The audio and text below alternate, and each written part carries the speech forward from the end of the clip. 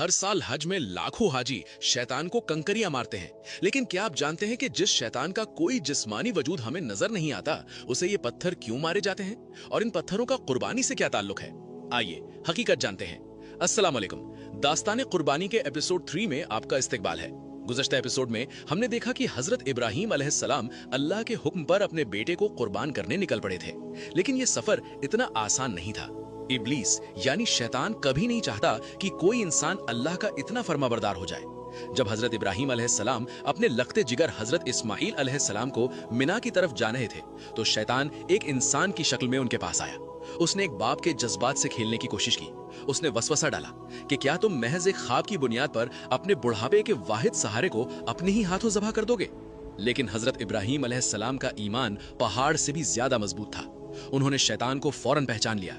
अल्लाह की तरफ से उन्हें हुक्म हुआ और उन्होंने जमीन से 7 कंकरियां उठाईं और शैतान को दे मारी। शैतान वहां से जलील होकर भागा, लेकिन वो बाज नहीं आया।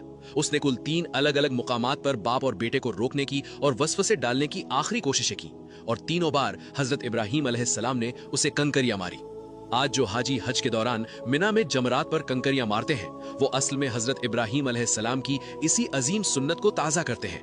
ये महज कोई रस्म नहीं है, ये इस बात का ऐलान है कि जब भी अल्लाह के हुक्म और हमारे अमल के बीच शैतान वसवसा डालेगा, हम भी उसे ऐसे ही ठुकरा देंगे।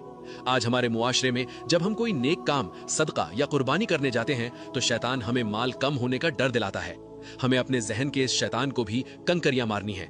और फिर वो लम्हा आया जब बाप ने बेटे के गले पर छुरी चला दी, लेकिन अल्लाह को गोश्त या खून नहीं, तकवा आजमाना था।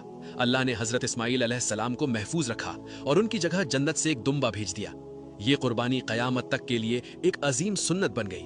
कुर्बानी की ये दास्तान तो यहाँ मुकम्मल हुई, लेकिन इसके बाद अल्लाह ताला ने हजरत इब्राहीम अलैहिस्सलाम को एक और बहुत बड़ा और नामुमकिन सा हुक्म दिया।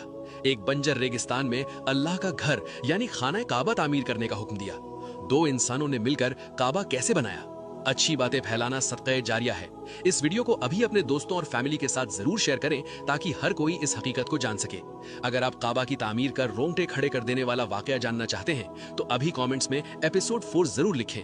या अल्लाह, हमें भी हजरत इब्राहीम अलैहिस्सलाम जैसा मजबूत ईमान अता फरमा और शैतान के हर वसवसे से हमारी हिफाजत फरमा।